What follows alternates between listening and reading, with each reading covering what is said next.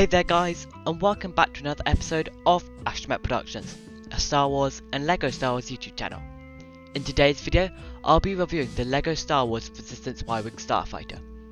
As with all my reviews, I'll be starting with details about the set, its box and its instructions. I'll then move on to design and aesthetics, then playability, minifigures, and I'll be finishing up with value and my final thoughts and opinions. So this is set number 75249, it has 578 pieces, 5 minifigures, and is recommended for ages 8 and upwards. It was released in October 2019 in the autumn wave for £60, $70 or 70 euros. So obviously here we have the set's box and instruction manual, and then starting with the box we can see that it's certainly of the newer style as it has that really nice greebling bought in I believe last year in 2019. So obviously sometimes we have the white greebling, sometimes we have the black.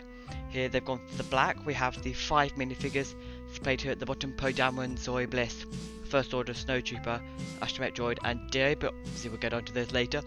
And then we've got the ship flying here. We've got 3 bombs coming out of the bottom, flip fire missiles going, Zoe in the cockpit. Now for some of you this box may look slightly different as it is the European box, so it doesn't have set details at the bottom like the piece count and stuff. If we turn it on its head, we can see that we've got the set name in different languages there. We've got Zoe there, and then on the back we've got the Resistance Y-Wing in a really nice setting. I think we've got it on Kijimi here. Obviously we don't ever see it on Kijimi in the movie, but I think that's just where they said it. We've got a little battle going on here between Poe and the Snowtrooper, the droids there, and then Zoe coming out of the cockpit. And it really nicely displays the features of the set just around it, as it usually does. This was one of the sets that came with the tabs, not the tape unfortunately. Then on the side we just have the image of the ship again. On the bottom, set details, and then on the side we just have again some more set details, and that's about it for the box. So here obviously we have the instruction manual, and it's one of the newer style with the portrait, and it's got that really nice greebling again at the top and the logo. It is slightly smaller than I expected, not in terms of thickness, it's kind of a medium thickness, but I expected, you know, the actual area to be slightly bigger. On the inside it's just a standard instruction manual, nothing really different, and then it's got an advert for the Skywalker Saga at the back. It's got the pieces, and then it's got the other sets from the October wave here. So now on to the design and aesthetics section. I obviously have to start by saying that this is one of, if not my favourite LEGO Star Wars set of all time. I just love it. I love the way it looks. I love the way, you know, it resembles what it's meant to be so clearly, but it's also so clearly a LEGO set, and it's just an amazing set. Starting from the front back, we have 2 front guns here. They are unfortunately connected with Techno pieces, so they do tend to wobble about a bit, which is slightly unfortunate, but it's not really a big thing. And then we have the cockpit piece. I love this cockpit piece. The red stickers, they're a bit fiddly to put on, but they're nothing major. But it's just the most beautiful cockpit piece. It's so thin, the profile of it, it's so well curved. I just love it. We've got this really nice red piece here that just gives it a slight amount more of curve. Now if you look at it, it's not entirely accurate. If you look at the actual pictures, the patterns are slightly different, but it's not something that you'd really notice. Now this cockpit here, it's got a kind of white grey colour to it, but it's also slightly blue, which is really nice. It's got that kind of bluish grey tint. Then you lift it up, it is ratcheted, and you've got space for minifigure inside, and then you have a control panel there. Then you've got this gun here, and this gun it's a bit annoying because it does tend to come off sometimes.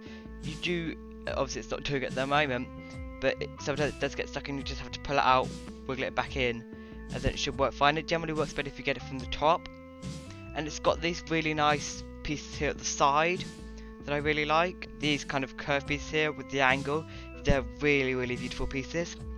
Then we obviously have the Astromech socket here, which fits an Astromech droid. There's just a single stud hole for that. Then on to the greebling at the back here. This greebling is absolutely beautiful. It's not tons of colour, so it doesn't look messy.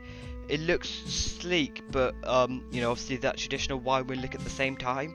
We then have the hole here, which isn't particularly nice. you know, obviously you have the bombs that go in there. It's not an eyesore, it's just not beautiful to look at. We also have a slight white piece at the back here. I'm fine with that, honestly. Some people are complaining about it. I don't really care, it doesn't really bother me. And then we have these really beautiful wing pieces here. I really especially like this front section here with the round. We've got stickers, so these are all stickers, but it is just one big sticker, it's not tons. And then we have these Technic axles here. You have a nice little pink stud there, one there, and then if we flip that, we've also got one on the back here. These back pieces are again really nice, really like those. Just, you know, all round just a really great set in terms of design from Lego. Now for playability, and there's not too much playability in this set. It's not like you've got tons of interior space, but there is some. So as I mentioned earlier, you can open this up and put a figure in there. Generally fit rather well. You do, however, have to put the hands up. Something I forgot to do there. Otherwise, these bits here do catch on that. Then you can get the figure in there. It's quite hard to see them. Obviously, you can do it, and they just sit in there quite comfortably. And as I mentioned before, you have this little gun here that swings around quite nicely. And then you have your flick fire missiles. They're quite standard flick fire missiles. Just flick them, and off they go. You can take them out, but it's a bit of a pain too. They're quite wedged in if you want to take the whole unit out. And now onto the main feature, and that is the bomb in place. So I already have some bombs in here. To get them out, you just twist this back kind of knob, and they fall out. You get 3 in the set. 1, 2, 3. They're very simple builds. Just 2 1x1 cylinders, and then a 1x1 cone. Now putting them in is quite difficult, so the way I found to do it is, so you have to have the bits facing up first. If you ever get the set, you'll see they have kind of triangular cob pieces in them. You put one in, twist it, put your second one in, and then the third one's quite difficult because you either put it in, it'll fall straight out of the bottom, or when you're flying the ship, if you turn it around, it'll come straight out of the top. So it takes quite a while to figure out how to do that. But the way I do it, just get them wedged in there, flip it round, get this one so it's right there, put your finger over so it can't flip out, put the last one in, and then turn it back until you feel that isn't there anymore. So that's not there, top one's not there, and they won't fall when you're putting them in. However, that is quite a common problem, and it's quite a pain to deal with, so you just have to be careful of that if you do decide to get this set. So the first of our minifigures here is Poe Dameron. This is obviously the episode 9 Poe Dameron, and he is a brilliant minifigure, really nice. The torso print on him is amazing. You've got his kind of scarf thing there. He's got a really nice leg print and a really good waist print.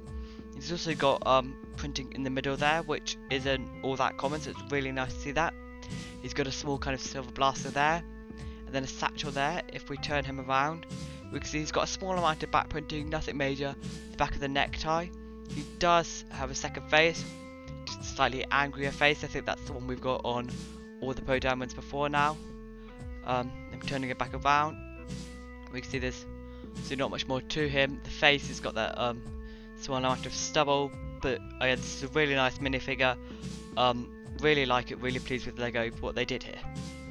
Next we have the Zoe Bliss minifigure, and again this is another really amazing figure from Lego. We've got a brilliant torso print on her, really detailed her clothes, again good leg print, really nice waist print. Absolutely love the colour they've done on that. I don't think I've ever seen a minifigure printed fully in this kind of colour before. And then we have her twin blasters here. They're more kind of the flintlock style, which I really appreciated. Her helmet piece is another really nice piece. It's quite thick, so it's got a long piece. It's got her visor on. Her face is black because obviously, so just pull up that minifigure because obviously by this time when it was released in October, we didn't know what Zoe looked like. And then if we turn her around, we can see just a small backplate. For our next minifigure, we have the Snow Trooper.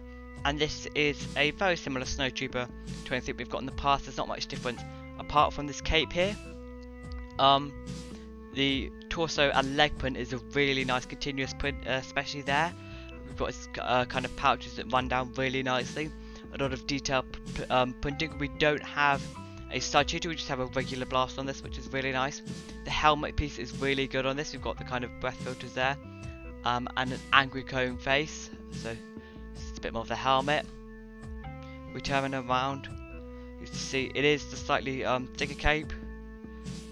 We do have a small back printing, but it's usually hidden by the cape, so it's nothing major. And then obviously, because it's angry code, we have no second face. Next we have our Dio figure. This has got to be the smallest figure I've ever seen classed as a minifigure. It's absolutely tiny. If I just get the BB-8 for comparison, you can really see it's quite a lot smaller than the BB-8, and you know how small the BB-8 is. It's all one piece, and then what really shines, I think, is at the side. This really nice printing here. The tread has got layers on it, so it has got lines to give it a bit of texture. The face, it's also all printed. Really nice headpiece here. The one complaint I do have about this minifigure is that it's got zero neck, absolutely no neck at all, and Dio should have some neck. It's not a big thing, but it just makes him look a bit squashed, but it's honestly nothing major. He's a really nice minifigure, and great for what he's meant to represent. For our last minifigure, we just have what's labelled as Astromech Droid. He's given no particular designation, though we do know he is an R5 unit from his top. I love the colour on him, that turquoise colour. We've never seen another Astromech Droid printed in this colour. And then he's got the white stuff there. If we turn him around, he's got a small print on the back of his head, but nothing particularly big. But all in all, a really good selection of minifigures from this set. Really happy with it. So now for my final thoughts and opinions. And do I think it's obviously worth it, so it's value? And yes, I think this is 100% worth the £60 or $70 or €70, wherever you are. I actually got the slightly cheaper for £54, I believe, but it's still, I would pay the full £60, in a heartbeat. I love it, as I think I said earlier. It's one of my favourite LEGO Star Wars sets of all time. It's just such a nice ship. It's got a really nice selection of minifigures. It's completing the Resistance fleet, so it's a really brilliant set. I would highly recommend this to anyone, from small young children to adult collectors. It's displayable, it's got plenty of playability. It's a really amazing set. So guys, if you enjoyed the video, don't forget to like, subscribe and turn your post notification bells on. Check out my other LEGO Star Wars videos in the playlist in the corner now. Comment whether or not you have the set or you'd like to get it in the future. May the force be with you, and I'll see you next time on Astromech Productions.